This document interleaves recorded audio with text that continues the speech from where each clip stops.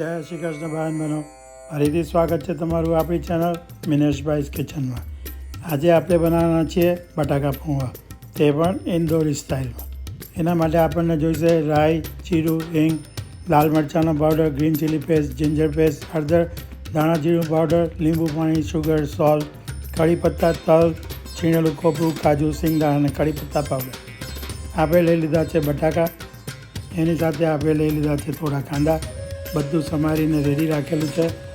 આપણે લઈ લીધા છે પૌવા, એવી પલાળીને પાણી કાઢીને રેડી છે. બટાકા પૌવા બનાવવા માટે આપણે લઈ લીધું છે તેલ પાણીમાં. હવે એની અંદર આપણે નાખી દઈએ થોડી રાઈ, થોડું જીરું. હવે આપણે રાહ જોઈશું એની તતરવાળી. આપણે નાખી દીધો છે એમાં થોડો લીમડો. રાઈ તતરવા માંડી છે, આપણે એમાં નાખી દઈએ થોડી હિંગ. ટાઈમ થઈ ગયો છે, એની અંદર બટાકા નાખી દઈએ આપણે. બટાકા પહેલેથી આપણે સંભાળીને મૂકી રાખેલા. હવે એને હલાવી લઈએ. થોડી હળદર,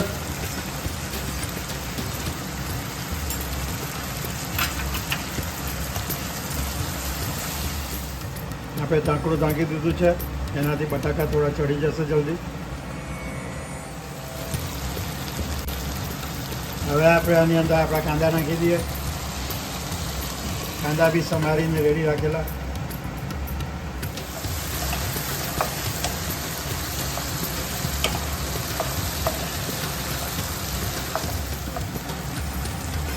સોલ્ટ નાખી દઈએ હવે આપણે થોડું સ્વાદ અનુસાર.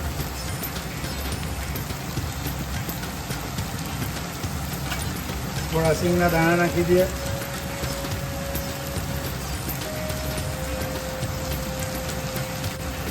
થોડા કાજુ બી નાખી દઈએ આપણે અંદર. થોડા તલ બી નાખી દીધા છે અંદર. હલાવી દો બધું ફરીથી.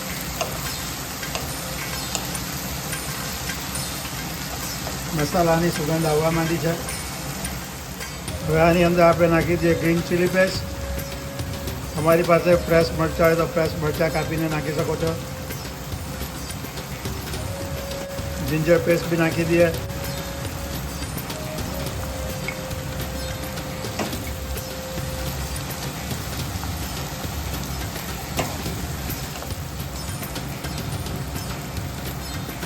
આ નાખી દીધો છે આપણે થોડો લીમડાનો પાવડર.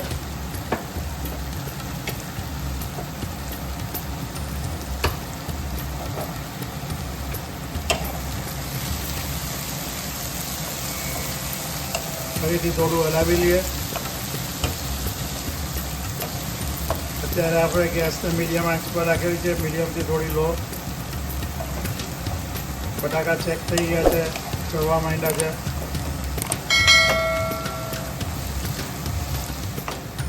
આપણે નાખી દઈએ થોડા ધાણા જીરું પાવડર. લાલ મરચું પાવડર બી નાખી દઈએ આપણે આની અંદર.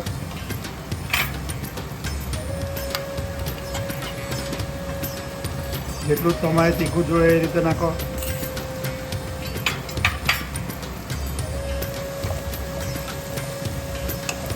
ફરીથી મિક્સ કરી દો બધું પ્રોપરલી.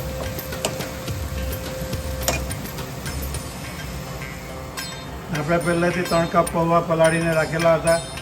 પાણી કાઢી નાખ્યું છે. હવે એમાંથી આપણે નાખી દઈએ આપણા મસાલામાં.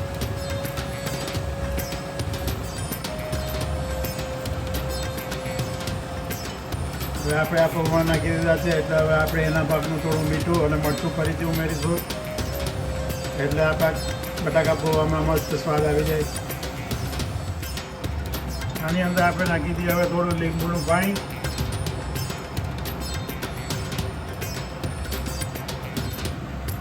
થોડું કોપરું હવે સ્પ્રિંકલ કરી લઈએ. શ્રેડેડ કોપરું છે આ બી તમારે નાખવું હોય તો નખાય, ઓપ્શનલ છે.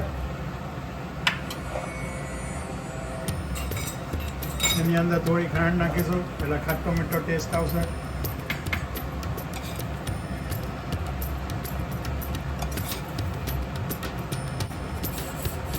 થોડું પાણી નાખી દો એની ઉપર. પાણીથી થોડું મોઇસ્ટ રહેશે. અને હવે થોડું મરચું નાખી દે પૌવાના ભાગમાં. થોડા દાડમના દાણા નાખી દે ગાર્નિશિંગ માટે. તો જોઈ શકો છો તમે આપણા ઇન્દોરી સ્ટાઇલના બટાકા પૌવા રેડી થઈ ગયા છે.